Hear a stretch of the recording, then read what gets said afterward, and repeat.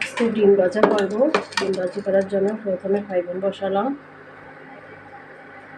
তারপর পরিমাণ মতো তেল দিলাম। দুইটা ডিম ভাজি করবো তো সেজন্য ডিমের প্রথমে তেল দিলাম, তারপরে দিয়ে দিলাম পেঁয়াজ,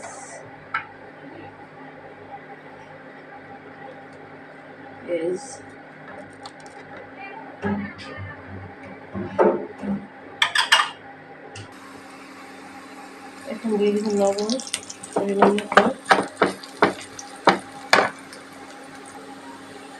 দুইটা ডিম ভাজি করতেছি।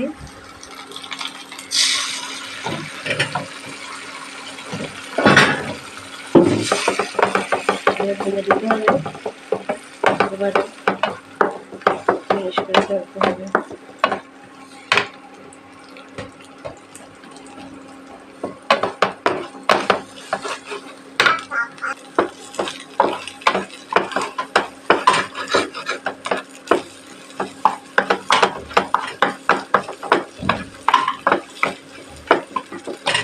এখন দিয়ে দেবো একটা কাঁচামরিচ,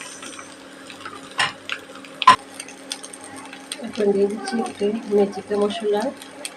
এভাবে ডিম ভাঙা মেজিকা মশলা দিলে এর সাথে ভাত দিয়ে খাইতে অনেক স্বাদ লাগে, অন্য তরকারি লাগে না, ভাত দিয়ে খাওয়া যায়। দেখবেন এখন কালারটা কীরকম হয়ে গেছে। আমি কিন্তু এর সাথে কোনো হলুদ মরিচ বেশি মিশাই না। এই যে আমার ডিম ভাজা হয়ে গেছে, কিন্তু দেখছেন কীভাবে আমি ডিম ভাজতেছি, কালারটা দেখেন। এগুলোর মধ্যে কিন্তু হলুদ মরিচ বেশি মিশাই নাই। এই যে ডিম ভাজিটার কালার, এটা অন্য তরকারি লাগবে না, এটা দিয়ে খাওয়া যাবে। দেখেন কেমন চুরচুরা। এবার আমরা ডিম ভাজি করে খাই, অনেক স্বাদ লাগে, বেশি ভাত খাওয়া যায়। ডিম ভাজা এটা।